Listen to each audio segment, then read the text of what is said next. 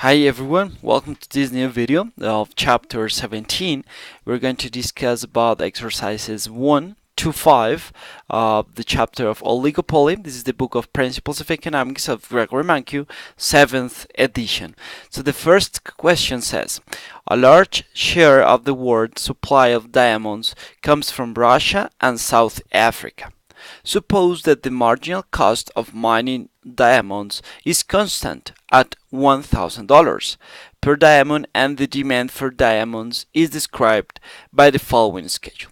So first, remember the definition of marginal cost is going to be the additional unit of at that time the additional production of that good is going to represent an addition of $1,000.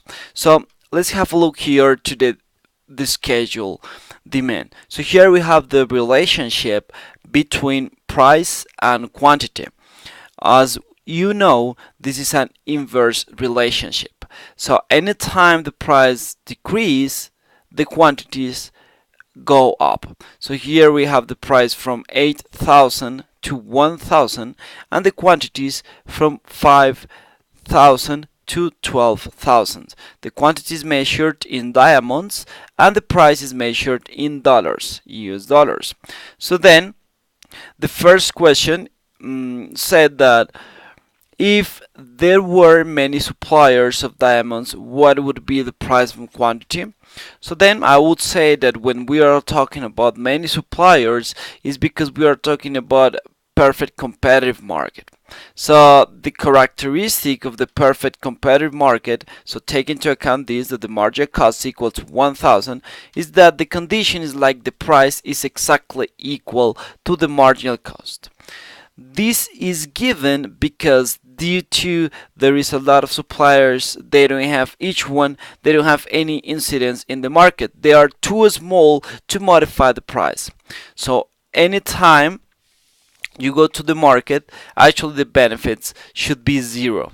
So then the price for that is going to be exactly the cost of that unit. So then we will identify that the price should be equal to 1,000 and the quantities should be equal to 12,000 diamonds. Okay, so this should be the price and quantity when we are talking about perfect competitive market. Then the other says, if there were only one supplier of diamonds, what would be the price and quantity? So in order to understand better this, we're going to build the table here. So here we have the schedule that it was presented by the book. So then we can add new columns in order to understand better the behavior of the decision of this company. So we can identify that there is a total revenue, and we can say that this is measured by millions in order to avoid writing or typing all those zeros. So then it should be 40 millions of dollars. It should be the total revenue that company if they offer 5,000 diamonds. Okay, then we have 7 times 6, 42, then 7 times 6 times 7, 42, so on and so forth. So we fill the table, and then we know that the total cost measured in million is going to be the quantities times the kind of the average total cost. So we already know that the marginal cost is constant, so we can infer that the average total cost should be exactly 1,000. So then we just multiply at that time by the quantity, and it's going to be measured again by millions. Okay, so then this should be 5 millions. Okay, then 6, 7, so on and so forth. So this is the total cost of that company. So naturally, when we already have the total revenue and the total cost, we can take the profits. So the profits are defined by the total revenue, and you need to subtract the total cost. So then it should be this one. Then, if we are talking about monopoly, remember it's completely the other side of the coin. This is like really far away from the the condition of the perfect competitive market when they arrive, and the condition when is the maximum quantities produced when the profits are zero. Remember that we established here. So the monopoly is the total the opposite. Actually, is the less. It's going to be like the minimum quantity offered, and actually to the highest priced. So then this should be this one. This should be the maximum profit that this company can reach. So they will offer 6,000 diamonds and a price of $7,000. Okay. Then, if Russia and South Africa formed a cartel, what would be the price and quantity? If the countries split the market evenly, what would be South Africa's production profit? What would happen to South Africa's profit if it increased its production by $1,000 while Russia stuck to the cartel agreement? So okay, first again we have your table, we have here the total revenue, total cost, and here we have the profits. When we are talking about a cartel, so they move in the same way. So because of they move the same way as like them, they act as only one. So because they act as they were only one, this is going to be a replication of the monopoly situation. So then definitely this should be this one. So then which should be the quantities? It should be split exactly the same. So it's going to be divided. Russia will produce 3,000 diamonds, and South Africa the same. Okay. So then let's have a look. So here should be 18 million. Okay. Why? Because should be 36. You like split that in two, then should be the profit, and the quantities as I said before. So then imagine the new situation. So South Africa is kind of smart and should say, okay, I'm going to increase my production in 1,000. Automatically, before the production of South Africa was 3,000. Then after this after this 1,000, they will produce 4,000, right? So then the profit of South Africa should be this one. Why? Because they will have 4,000 times 6,000, so the total revenue of South Africa should be 24, and the cost of that should be 4. Remember that the average total cost is 4. It's like 4,000. Okay, so then the average total cost is 1,000. So then multiply by the quantities produced, which is 4. They should be 4. This is expressed in millions. So the profits of South Africa should be 20. What about Russia? Russia will still produce 18. Okay, because they stuck to the cartel agreement, and the cost should be 3, because it should be again 3,000, the cost of the multiplication of the quantities times the average total cost, and then the total profit should be 15. So then this should be, they are here where the total profit is less than the previous situation, but South Africa took advantage of that and they will get more than before. So this is actually because they move, because before they had 18, but then with the movement they will have 20. So there are incentives enough to avoid the commitment, or to cut like this decision that they have signed before. Okay, so then use your answers to part C to explain why cartel agreements are often not successful. So actually it's basically what I said before. This is not successful because there are a lot of incentives. So maybe South Africa cannot measure the movement and they say, okay, I'm going to take that risk because it's worth.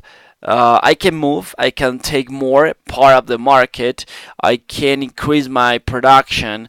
Even the price goes down, I will get more part of that cake of the market. So then for this situation, actually the cartel agreement sometimes they are not successful because there are a lot of incentives to kind of avoid the agreement, okay, as we present before. So then the second point, the New York Times reported that the inability of OPEC, which is the cartel created for the producers of oil, okay, to agree last week to cut production has sent the oil market into turmoil.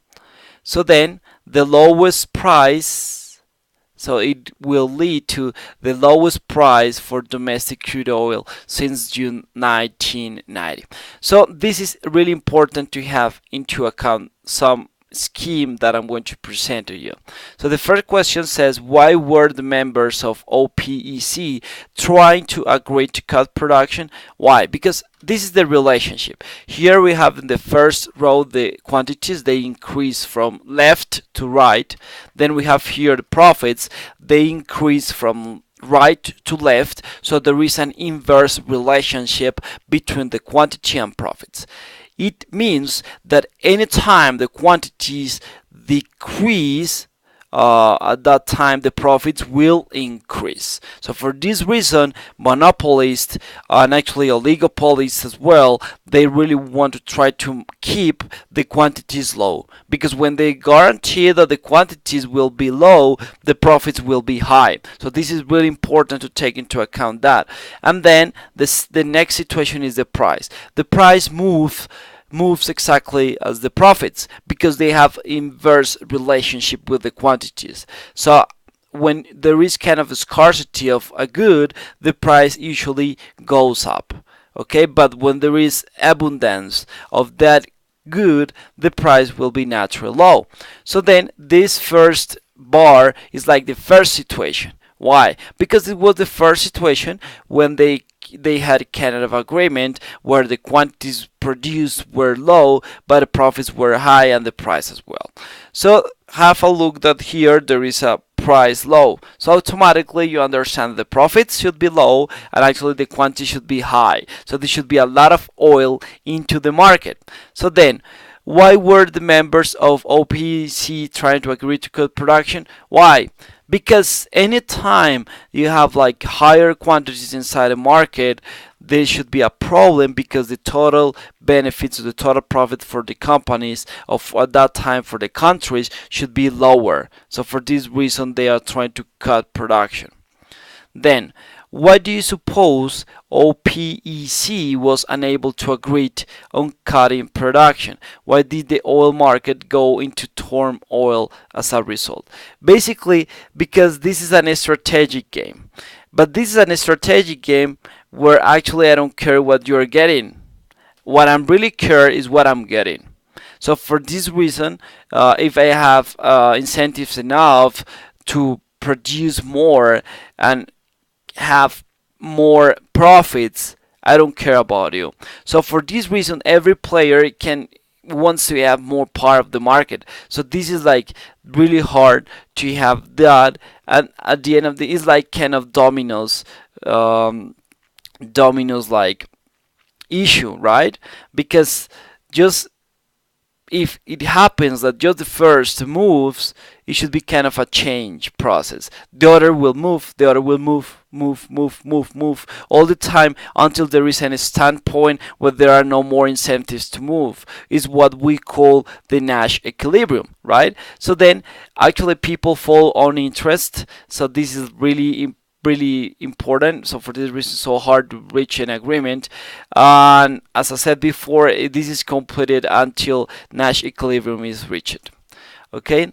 Then the newspaper also noted that OPEC's view that producing nations outside the organization like Norway and Britain should do their share and cut production. What does the phrase "do their share" suggests about OPEC's desired relationship with Norway and Britain? Naturally, they really want that they cooperate because it should be kind of a paying in the neck, because all the time they move, right, it's going to affect the total production of oil, and at the end of the day it forces that even people inside that cartel, or the countries inside that cartel, they have incentives enough to deviate. So for this reason, it could be okay if they cooperate, so they do their share. Then, when those countries cooperate, what's the final idea? It's not because okay, you will get more profit. It's not what I'm trying to say. It's like the total, everyone will have better benefits, but at the end of the day, as individual, my position should be better if they don't cooperate, Norway and Britain. So then it's important to take into account that they are not part of the cartel, but it should be great if they make part of it, because everyone will move the same way, and everyone will reach the maximum profit possible. Then the third question says, this chapter discusses companies that are oligopolists in the market for the goods they sell. Many of the same ideas apply to companies that are oligopolists in the market for the inputs they buy. So we are like kind of the opposite. So if sellers who are oligopolists try to increase the price of goods they sell, what is the goal of buyers who are oligopolists? Well, actually, it should be basically the same, because actually, when they want to buy something, the idea is like they want to buy those inputs cheaper. So they would like to decrease the price. So this is the basic idea instead of the other one, because the other one, remember, they really want to charge a higher price associated with less quantities. So Major League Baseball team owners have an oligopoly in the market for baseball players. What is the owner's goal regarding player salaries? Why is this goal difficult to achieve? So the idea, basically, they would like to offer the minimum possible salary. Actually, it should be okay. I would like that you play for $0. Should be like the ideal scenario, but obviously this is impossible. Why so difficult? Because the lower price you offer, the higher probability the other team takes him.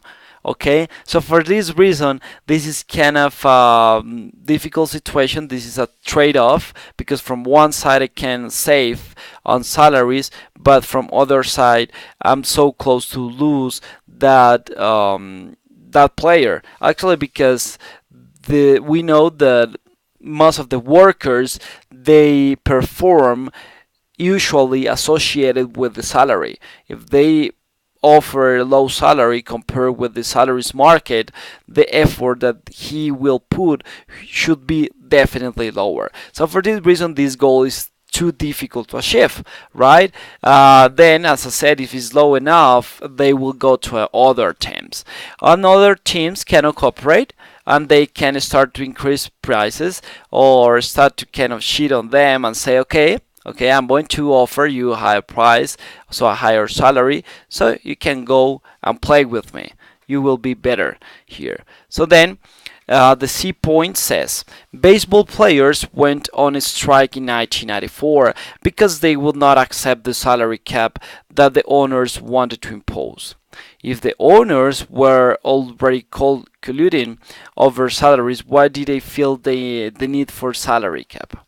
Okay, basically the idea is like when you have a salary cap, this is kind of a measure to enforce commitment. So because you enforce this agreement between the teams, you can punish them, and you can make the punish high enough in order to avoid them to deviate. So for this reason, maybe if we are already colluding, but because we have a lot of incentives to move, it should be better to punish them, then the incentives will disappear. So this is the way, and actually we can make an explicit cartel where everyone will move in the same way, and there are not going to be like kind of incentives to deviate. Okay, so the fourth question, consider trade relations between the United States and Mexico. where I live now. Assume that the leaders of the two countries believe the payoffs to alternative trade policies are as follows. So here we have the matrix of payments. First, I want you to really grasp the idea of those matrix payment. Anytime you have that, you need to interpret that in the same way so that you can understand and you can go straightforward to the answers. So here we have the two players. So who are the two players? United States and Mexico. And they have decision. It's what we call kind of a strategy. Okay? Obviously they depend on others' decision. Is why it makes this game theory where it depends on the other's decision. So here, what are the decisions or the strategies of them? They can operate low tariffs or high. Okay, and obviously, as I said, it depends on the other one. We start to analyze the payments depending on the other ones. So what about if US and Mexico, they operate low tariffs? Both get 25 billion gains. Okay, what about if both they have high tariffs? They have 20 billion, right? Should be lower than this one, right? And what about if they charge high tariffs and these low tariffs? Should be 30 10, should be better for them, high tariffs and then 10 billion. And then could be replicate exactly the opposite when Mexico's decision is high tariffs and the other one is low. So this is the idea. Okay, I guess that you already understand how this payment works. Then it says, what is the dominant strategy for the United States? For Mexico, and explain. So remember, anytime we talk about dominant strategy, is something that it doesn't matter what the order will move. I will move exactly the same. Okay? Doesn't matter if Mexico goes to high or low, US every time will choose anything. But should be exactly this one. Okay? So we need to find out this dominant strategy. And automatically when we find this dominant strategy and they have for both, when they cross these two dominant strategies, we can arrive to Nash Equilibrium. This is sure. But actually take into account that sometimes we do have just a one dominant strategy, but actually we arrive to a Nash Equilibrium. Okay? So we will see this actually in the next exercise. So here, let's start to analyze the situation for US. So if Mexico moves with low tariffs, United States decision should be high. Why? Because it's better for them get 30 million instead of 25 billion. What about if Mexico decision is high tariff? If it's high tariff, should be better for US decision move with high tariff because they will get 20 instead of 10 billion. So automatically we verify that this dominant strategy for US is high tariff. What about for Mexico? If United States operates with low tariff, Mexico will go with high tariff, right? Because it's better 30 billions than 25 billion. What about the US operates with high tariffs? Should be better 20 billion than 10 billion. So then every time it doesn't matter what is the movement of US, Mexico will move all the time high tariffs. So then for both is high tariffs. Define Nash Equilibrium. What is the Nash Equilibrium for trade policy? So I usually operate in that way. So first, what is better for Mexico if US operates low tariffs? 25 or 30? 30 naturally. What about if high tariffs should be 10 or 20? 20. Actually, we underline naturally in the dominant strategy. We need to verify with the US and the square that we have both output underlined. This should be the Nash Equilibrium. So then, for this one, when Mexico go with low tariff, it should be better for US 30 billion naturally because it's a dominant strategy, and then this one, the high tariff, it will go to this one. So automatically we verify here that this is the underlined when the output both are underlined. So here we have this is the Nash equilibrium. Should be the strategy of USA should be high tariffs, and the Mexico should be high tariff as well. So this is the Nash equilibrium. Then, in 1993, the US Congress ratified the North American Free Trade Agreement. Actually, this is so famous this time where I'm performing that video because they are in negotiation, and the tension in Mexico is so high because they are playing too much in that agreement. So in which the United States and Mexico agreed to reduce trade barriers simultaneously. Do the perceived payoffs shown here justify this approach to trade policy explain? Yes, because actually this when they cooperate both, it means cooperation in trade policy should be when they both operate with low tariffs. So when both operate with low tariffs, the output should be 25. So definitely this game replicates the importance of trade policy. Why? Since when they don't cooperate, when they have high tariffs and they pursue their own interests, they will get less if they cooperate. Okay? Then, based on your understanding of the gains from trade discussed in chapter 3 and 9, do you think that these payoffs actually reflect the nation's welfare and the four possible outcomes? Well, remember, if we have low tariffs, or it means zero tariffs, there is no deadweight loss. Remember, the deadweight loss is this kind of all those transactions that they are not performed due to the intervention of the, in this case, of the government, because the government is who, at the end of the day, they charge and they try to get kind of taxes from these they charge taxes to get income with these kind of tariff. So definitely the low tariffs, this is the best welfare for all actors, not for the government, but for the consumers and producers, because there is no deadweight loss.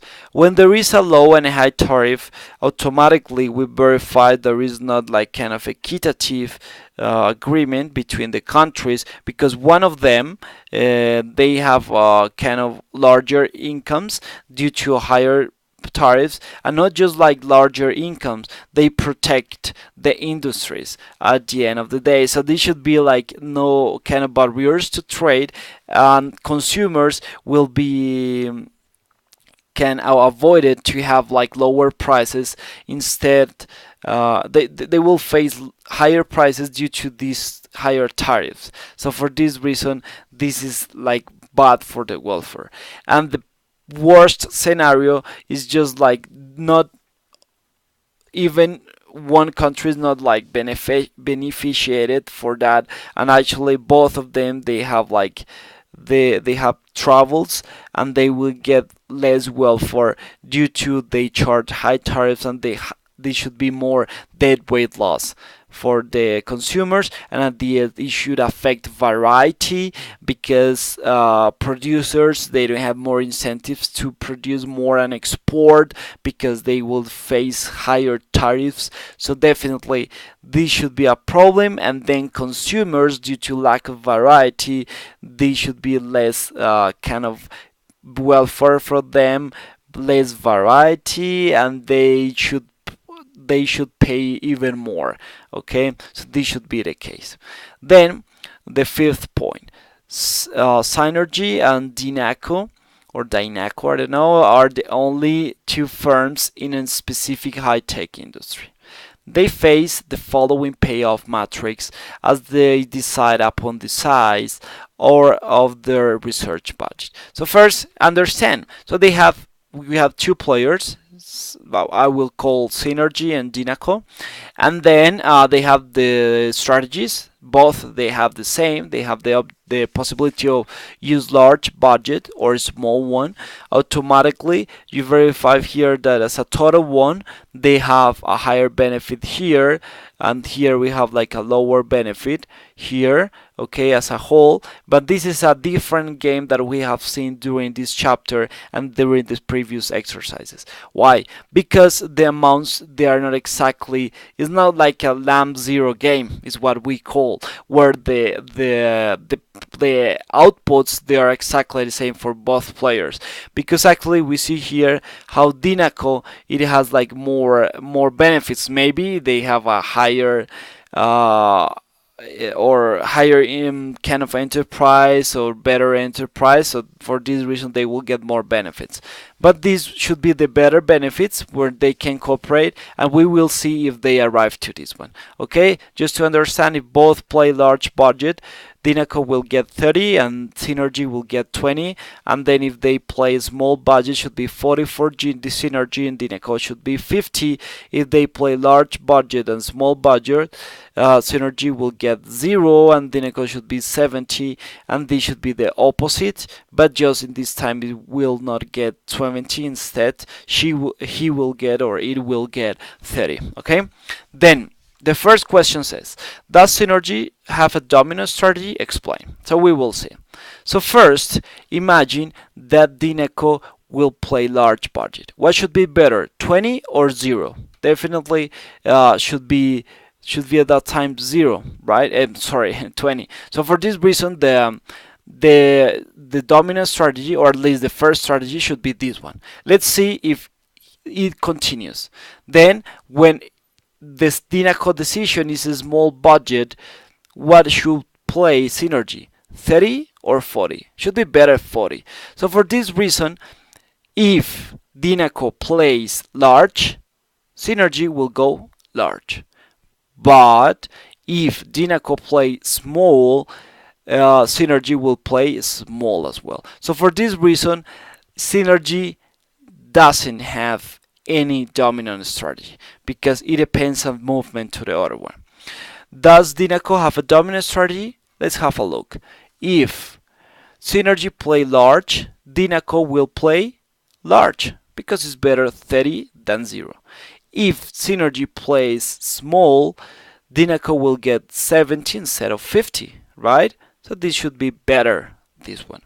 So then, for this reason, the Dinaco, they have a dominant strategy, should be large budget. It doesn't matter what the other's decision, Dinaco will play exactly all the time large budget. Okay, then is there a Nash equilibrium for this scenario? Explain. Hint, look closely at the definition of Nash equilibrium. So we're going to play with underline bars. Okay, so first, what should be better for Dinaco? This one when there is large or small? Should be large, as I said. Then what about if is small? Should be better large, right? So the dominant strategy, naturally, this is both underlined for Dinaco. Let's have a look to Synergy. What about the Dinaco plays large? Should be better 20 or 0? Should be better 20. And what about the other one? Should be better 30 or 40? Should be better 40. So then we will say that this is a Nash equilibrium, okay, for Synergy large, and from Dinaco with, I'm sorry, this should be Y, whatever, and large budget and large budget, okay? Then why this is a Nash equilibrium, and it looks kind of strange because before we saw that it was exactly the same payment for them, because they don't have any incentive to move. Imagine that we are Synergy. Synergy can move, instead of offer large budget, should move to small, should get 0. So then definitely they don't have enough incentives to move. What about Dinaco? We are here. I say, okay, I'm going to move, I'm going to cheat on them, and I'm going to produce, I'm going to offer a small budget. It should be 0. So no, it's better to keep here. Okay, this is another example how the non-cooperative equilibrium, this is the Nash Equilibrium, is worse than the cooperative one, because if they cooperate, they will get this part. Okay, so I guess that's all for this video. I hope it has worth. Anytime this is subtle, this is my point of view. If you have maybe a better way to solve them or something that is wrong, I'm more than open to listen to them. And that's all. Thank you so much, and see you the next time. Bye bye.